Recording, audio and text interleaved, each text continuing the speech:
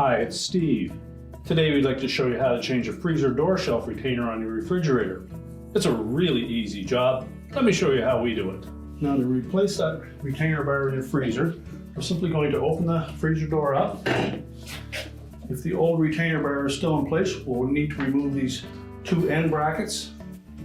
Simply lift out on the back, release it from that tab.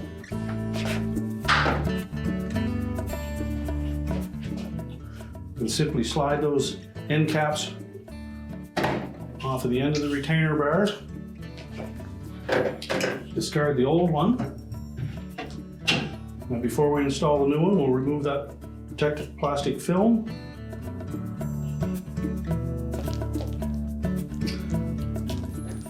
And simply take the end brackets and slide that tongue into the end of it. Now with the film removed, we're ready to install the end brackets. So we want to make sure that we place that long tab in below the inside edge of that retainer bar. Push it all the way on. And we'll do the same on the opposite side. Again, make sure that that tongue of that clip goes in underneath the folded edges. Press it on firmly.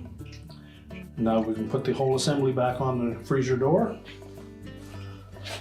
We simply need to clip it onto these two tabs on the door liner.